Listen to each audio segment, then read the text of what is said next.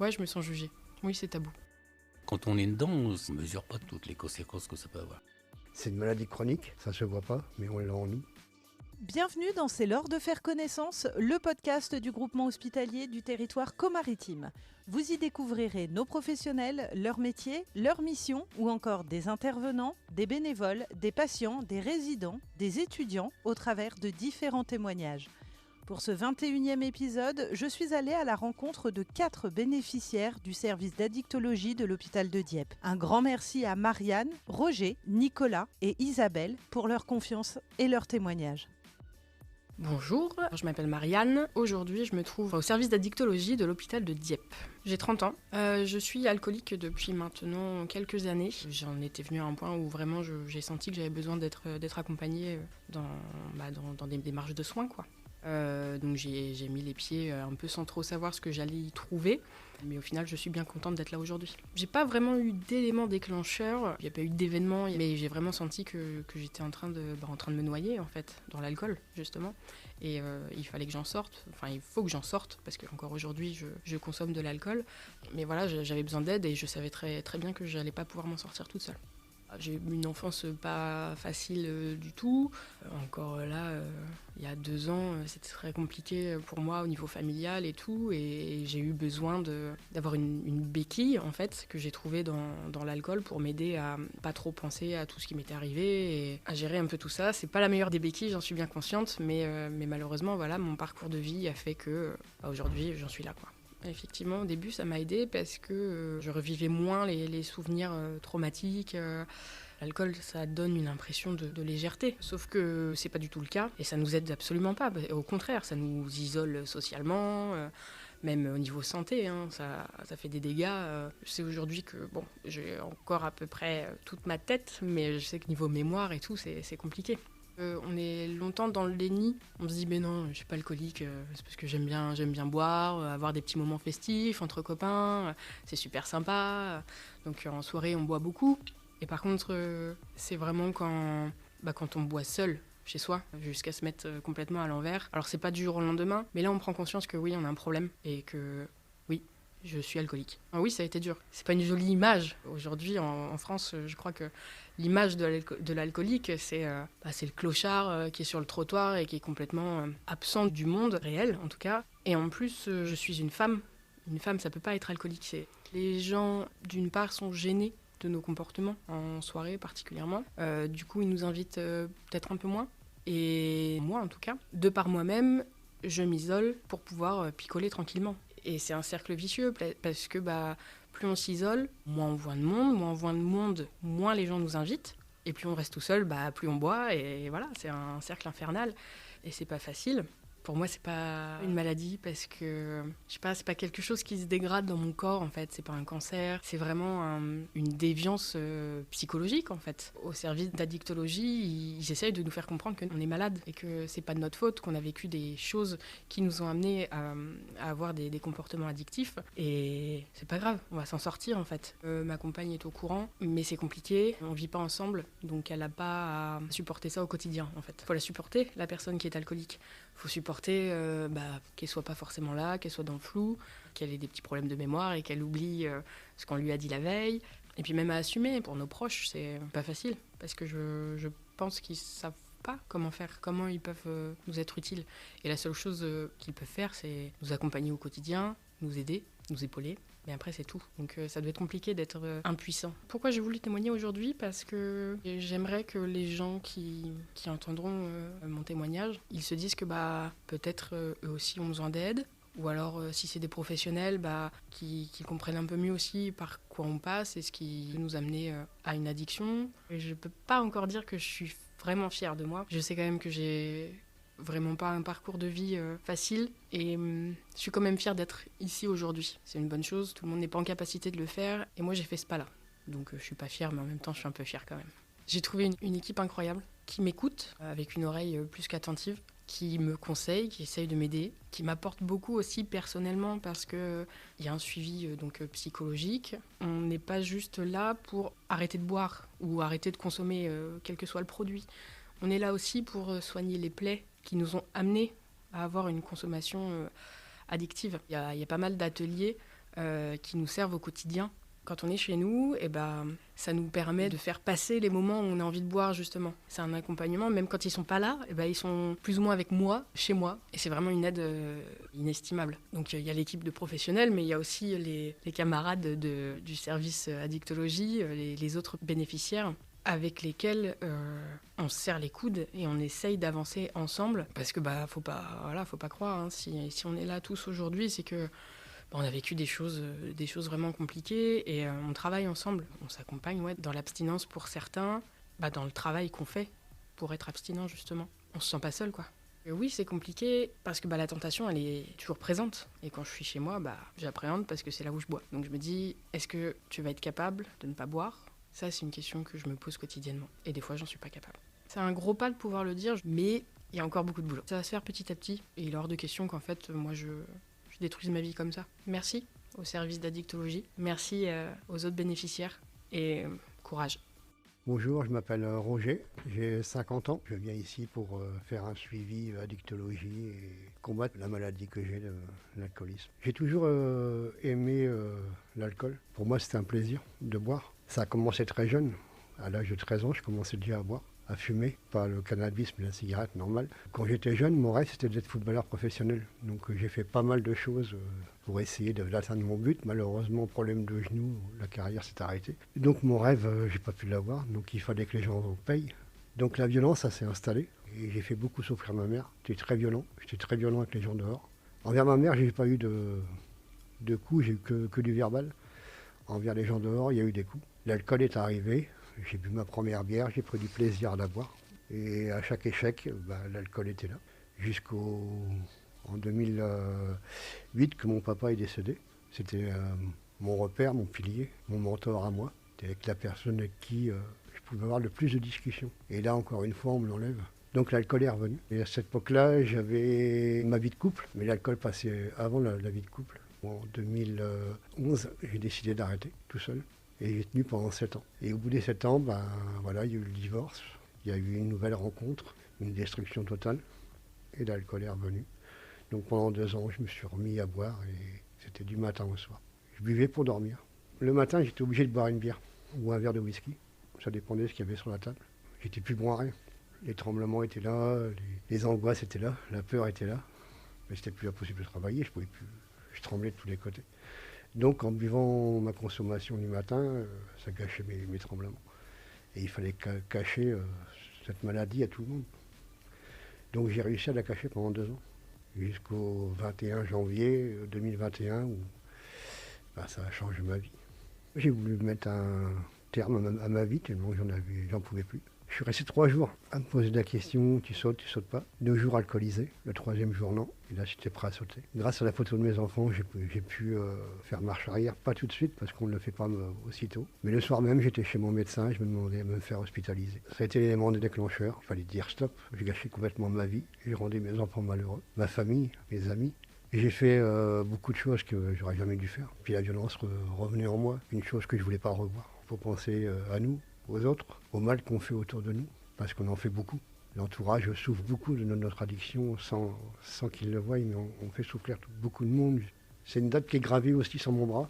Dès que j'ai une pulsion, je regarde mon bras et je me dis, il y a beaucoup de personnes derrière toi qui tiennent, qui croient en toi et tu n'as pas le droit de faire ça. Et depuis maintenant une bonne année, je me bats et je suis content de me battre avec le personnel de l'Addicto. Et on est soutenu, on est accompagné, il y a un dialogue, une écoute, beaucoup de conseils, il n'y a aucun jugement. Ça fait 6 mois que j'ai créé un groupe Stop Addiction sur Facebook, où je viens en aide aux personnes ayant la même maladie que moi. Et je prends du plaisir, quoi. Le plaisir, c'est de repartir au foot.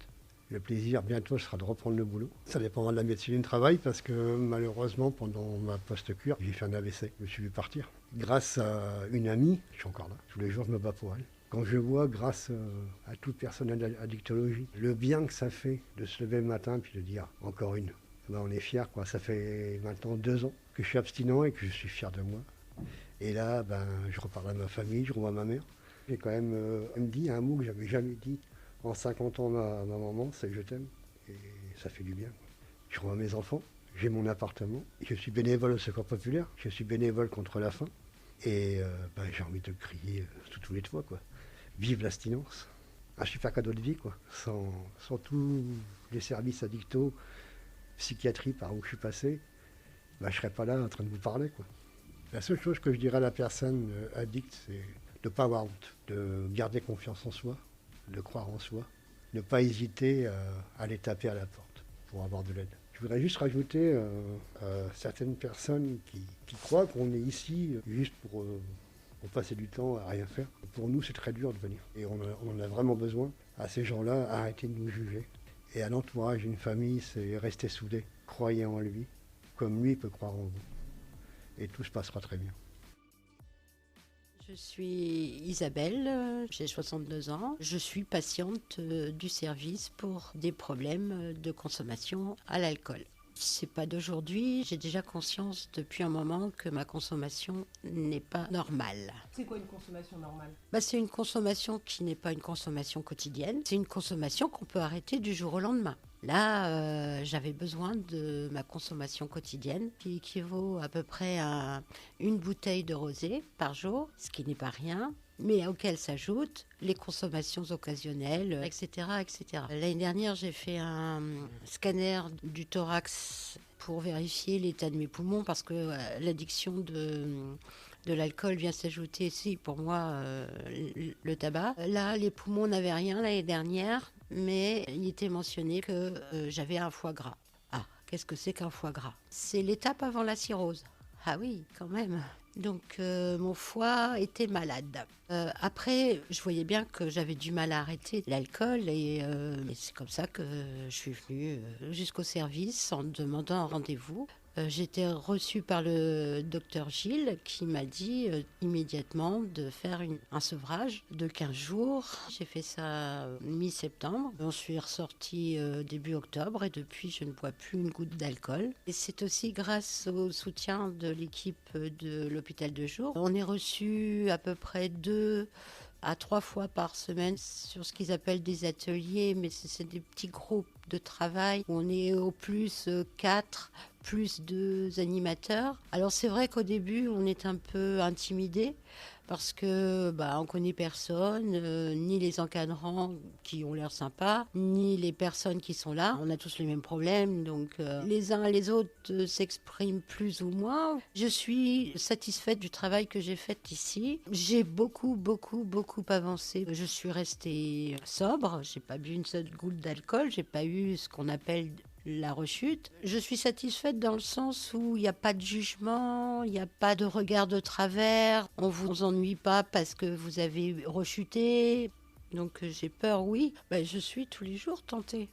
J'ai peur de craquer. On nous apprend ici aussi à passer ça parce que c'est comme quand vous avez arrêté de fumer. L'envie, il est là parce que la bouteille est présente au moment du fromage et que le fromage avec un bon verre de vin, c'est quelque chose que j'adore. Et non, il faut remplir votre verre d'eau et puis boire beaucoup d'eau et puis passer à un autre. Mais bon, tout ça, on l'apprend ici, on nous aide dans le quotidien. C'est vraiment quelque chose que j'apprécie. J'ai appris plein de choses ici. Du haut de mes 61 ans, j'ai encore appris plein de choses. J'ai commencé à écrire un livre. Je ne sais pas si je le publierai un jour, mais ici, ça fait partie des conseils qu'on vous donne. Alors j'ai acheté un cahier, pendant 2 mois je n'y ai pas touché et puis du jour au lendemain, allez hop, j'en suis à 200 pages. Ça c'est libérateur aussi. Ce que je conseillerais aux gens qui ont envie d'arrêter, de pousser la porte du bâtiment Pasteur et c'est juste à droite. Je suis plus aussi conciliante parce que l'alcool avait tendance à endormir mon tempérament qui est un peu vindicatif. Du coup, je reprends mon caractère. Je m'aperçois l'état de mon esprit aujourd'hui. Il est alerte, j'ai l'impression d'être moi, vraiment. Et même si je suis un caractère un peu brut de décoffrage, c'est moi que j'avais tendance à atténuer sous mes verre d'alcool, de me retrouver moi, ça c'est ma fierté. Quand on sort pour moi la flûte pour le pétillant, je dis non, je ne bois plus d'alcool. Et là, ça interroge tout le monde. Je suis la ringarde de service qui ne boit plus d'alcool. Donc, je fais un tri. parmi mes amis. Je voudrais que les gens qui jugent les alcooliques regardent leur propre consommation d'alcool en premier lieu avant de juger, soient moins sévères. Les alcooliques ne sont pas forcément le SDF que vous rencontrez dans la rue. J'ai travaillé toute ma vie, je suis une grand-mère et je suis alcoolique, quoi. Voilà, ça peut arriver à tout le monde, même à vous. Bonjour, je m'appelle Nicolas, j'ai 50 ans. Je suis au service addictologie où je suis suivi depuis maintenant plus d'une quinzaine d'années. Et suite à une séparation, un divorce, je me suis retrouvé seul et l'alcool était devenu mon échappatoire tous les soirs, quoi. Et donc d'un alcool festif, on va dire le week-end, c'est devenu une addiction, quoi. J'arrivais plus à m'en passer, quoi. Ajouter à cela après des soucis aussi au travail, quoi, avec un stress énorme. J'avais besoin de cet alcool pour me sentir plus fort à mon travail, alors que ce n'était pas le cas, quoi. J'allais à mon travail, j'avais consommé avant, pas sur le temps de travail, avec en plus après tout le long de la journée, juste penser que le travail se termine pour pouvoir reconsommer le soir. J'ai commencé par de la bière, après je suis passé aux alcools forts, tout alcool fort, whisky, Ricard, dans des doses assez massives, quoi, on va dire. C'était presque une bouteille par jour. C'est pas bon pour la santé, mais c'est pas bon pour le porte-monnaie. On descend de plus en plus, tombe dans un trou qui est très dur à remonter, parce qu'on a des soucis, on a des dettes, on a pas des problèmes de santé, parce que j'ai toujours continué à faire du sport pendant très longtemps, donc j'avais pas trop de pépins physiques, on va dire, mais des soucis de finances. Après, des problèmes de justice, parce qu'on perd son permis, on perd son travail, on fait des bêtises. Pas très grosse, mais bon, on passe quelques fois devant le tribunal, quoi. Donc, c'était des insultes au téléphone, tout ça, quoi, qui m'ont voulu des rappels à la loi, des amendes, forcément. Donc, quand on n'a plus de travail, une faible allocation chômage, on cumule les dettes. Et puis, le seul remède qui m'a permis de m'en sortir maintenant, c'est qu'en fin de compte, j'ai demandé à me mettre sous curatelle. C'était une démarche volontaire de ma part. Comme ça, mon argent, quand elle arrive en début de mois, je ne peux pas la dépenser entièrement puisque ma curatelle gère mon loyer, mes assurances, tout ça. Il me donne juste le reste pour vivre, quoi. Ma problématique, en fin de compte, c'est le début de mois qui est toujours très dur à gérer. Je touche ce que ma curatelle me donne, quoi. Donc j'ai toujours tendance à faire quelques courses pour manger, mais je me garde toujours au départ un petit peu d'argent pour m'acheter toujours de l'alcool en début de mois. C'est un moment, en fin de compte, que je m'accorde, quoi. Un plaisir, malheureusement. Alors là, j'ai trouvé une parade que j'ai mis en application. Le peu d'argent que je touche, dès que ça tombe sur mon compte, je demande à mon père de me porter faire mes courses. Je tire tout l'argent que j'ai et donc le reste de l'argent, c'est lui qui le garde. Quand j'en ai besoin, le peu qui me reste de mes courses, je vais chez lui puis j'ai dit j'ai besoin de ça. Je me suis mis beaucoup de barrières, ça marche. De toute façon, je suis très conscient de cette maladie, quoi. Depuis plus de 20 ans, j'ai l'impression de ne pas avoir fait grand-chose, quoi. Enfin, même d'avoir rien fait, quoi. Alors qu'à mon âge, dans mes rêves, je me voyais avec une maison, et ma femme, mes enfants, un travail, et puis là, j'ai rien du tout, quoi, maintenant. Ça fait beaucoup de dégâts, hein. J'ai 3 filles, ouais. J'ai plus de contact du tout, un peu avec la dernière qui m'écrit de temps en temps, quoi, mais que je n'ai pas vue depuis maintenant bientôt 6 ans.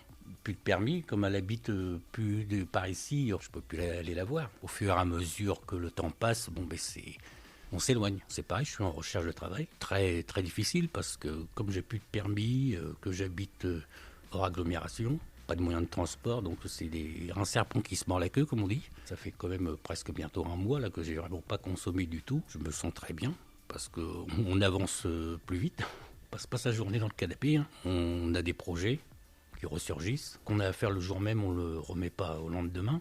Je sais que je suis encore fragile et je pense que je le serai toujours d'ailleurs. La recherche de travail, oui, c'est devenu pour moi maintenant, c'est mon projet, quoi, mais avant, c'est retrouver un logement en agglomération, quoi, pour avoir une mobilité déjà plus facile, ouais.